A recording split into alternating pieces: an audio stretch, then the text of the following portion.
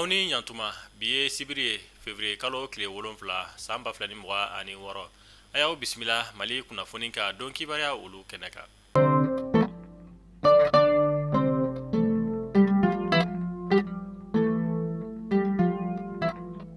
An ka bi kunnafoniya gale o bɛ tali kɛ an ka furancɛna fanga jamana ɲɛma Général d'armée Assimi Goïta kabi san 2026 jɔra fo kana se an bɛ wagati min ko sisan ale kɔni b'a la ka jamana cakɛda yɔrɔ kɔni bisimila Kuluba palais kɔnɔna na ka sanga ni sankura foli hukumu kɔnɔna ye. O de la alamisa tɛmɛnen ni o bɛnna janvier kalo tile 5 ma san 2026 a ye an ka jamana fintigila ka ɲɛmaw kɔni bisimila Kuluba palais ale kɔnɔna na. Kɛnɛ mun kan an ka finitigilakaw ka ɲɛmaaba ni o ye état major général des armées ale ye foli kɛ ka ɲɛsin an ka jamana ɲɛmaa ma ka sababuya kɛ a ye wulikajɔ mun sigi sen kan yaasa an ka finitigilakaw kɔni bɛ se ka kɛlɛkɛminɛn kura caman olu sɔrɔ san 2025 kɔnɔna na ko kɔni baara caman waliyara. O kɔfɛ an ka jamana ɲɛmaa Général d'armée Assimi Goïta a bɛ kuma ta waati mun na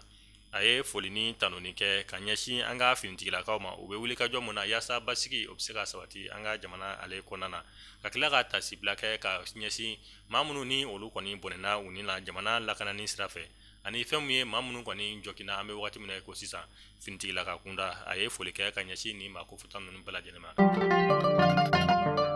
Kunungo juma janvier kalo tile 6 san 2026 halisa an bɛ to Kuluba palais ale kɔnɔna na an ka furancɛna fanga jamana ɲɛma Général d'armée Assimi Goïta ale kɔni ye jɔnjɔn ta ni k'a di jamana baarakɛla ma 36 bɔɲɔngo ma ka sababuya kɛ u ye wulikajɔ mun kɛ jamana kɔnɔna na walasa ka waleɲumandɔn foli kɛ u ye a bɛ fɔ mun ma ko nanzarakan na ko distinction honorifique nin baara ninnu bɛɛ lajɛlen waliyara kunungo Kulubaka olu fɛ yen nɔ an ka jamana ɲɛmaa kɔni ye foli kɛ ka ɲɛsin ni maa kofɔta ninnu ma ka sababuya kɛ u ye cɛsiri mun sabati jamana ale kɔnɔna na.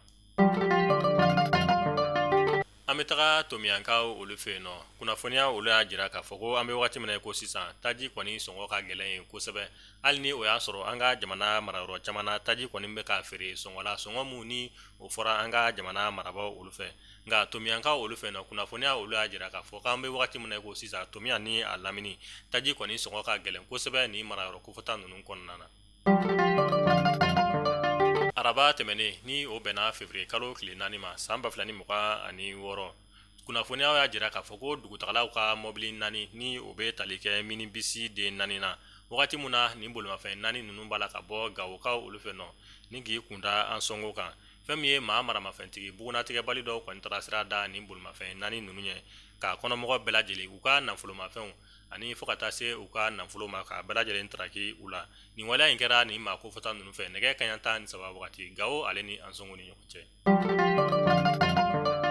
Jawando service wulila deliko la ko kura ne ba ne fa e de sigilen bɛ ka i bolo fila da i sen kan terɛnko gɛlɛya ko hami b'i la o ta ka bɔ i la Jawando service ko k'a fɔ bɛɛ lajɛlen ɲɛna ko terɛn bɛ olu bolo cikɛni na terɛn ninnu ye 250 mètres carrés de sefa wari 600,000 ani 500,000 awɔ sefa wari 600,000 ani 500,000 frais de transfert fɛnɛ bɛ a la titre foncier de don titre individuel ni tɛ cikɛni na fɛ senu fɛnɛ bɛ yen nɔ sefa wari 800,000 o fɛnɛ ye 250 mètres carrés baramali masurunya la o t'a bɛɛ ye dɛ Jawando service bɛ ka so jɔlen bannen ni ka o di ma o ma cité F3 ye sefa wari 35,000,000 a tɔ man ca bilen dɛ i boli joona i kana i sen ka ye Jawando service ale ka cité ale kunkankow la i mago bɛ terrain gansan na walima i mago bɛ so jɔlen bannen na Jawando service bɛ nin bɛɛ lajɛlen kɛ Jawando service ale dagayɔrɔ filɛ nin ye Sotiba 00223 79 09 48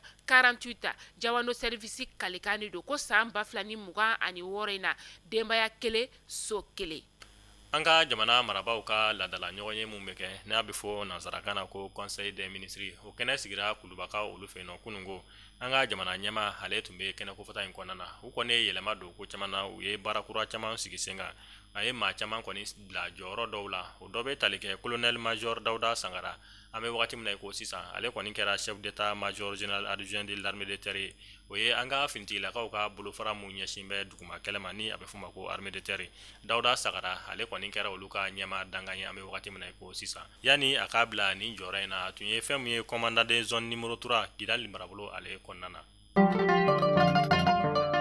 an ka jamana marabaaw olu kɔni ye san 2026 san 2027 ta k'a kɛ fɛn min ye kalan san ale ni seko ni dɔnko yakubali san ye u y'a yira k'a fɔ ko jamana kɔni si tɛ se ka taa ɲɛ ni kalan ma sabati jamana mun kɔnɔna na o de la fɛn min ye san 2026 san 2027 o taara an ka jamana marabaaw fɛ ni k'a kɛ kalan san ye ale ni seko ni dɔnko yakubali san ye. An bɛ taa bangasikaw olu fɛ yen nɔ kunnafoniya olu y'a jira k'a fɔ ko an bɛ wagati min na i ko sisan fɛn min ye bangasi marabolo bolola baarakɛla dɔw kɔni bɛ gɛlɛyaba o kɔnɔna na ka sababuya kɛ jatigɛwale tigilamaw kɔni b'a la ka bagabagali mun ta ni ka ni bolola baarakɛla ninnu kɔni sɛgɛrɛ mun bɛ tali kɛ numunakaw yɛrɛ kɔni na wagati min na k'u bɛ taa u ka yiriw kɔni magoɲa yiriw kɔni tigɛ kungo kɔnɔnaw na fɛn min ye jatigɛwale tigilamaw kɔni b'a la ka bagabagali ta k'u sɛgɛrɛ mun yɛrɛ kɛra sababu ye yiri kɔni sɔrɔli ka gɛlɛn numunakaw yɛrɛ bolo yaasa k'u ka baara olu kɛ cogoya mun na.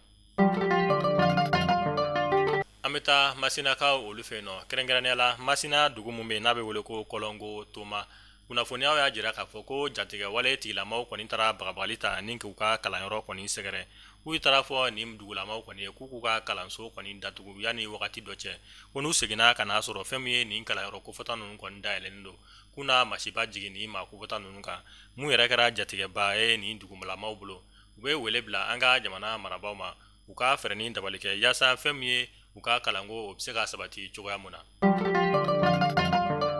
An minnu tun sɔgɔlen bɛ Mali kunnafoni na nin bɛ dasigi kɛ an ka bi sibiri kunnafoniyaw la an b'a fɔ aw k'an bɛn don n'a nataw la kunnafoniya kura olu kɛnɛ kan Ala k'an ka jamana basigi.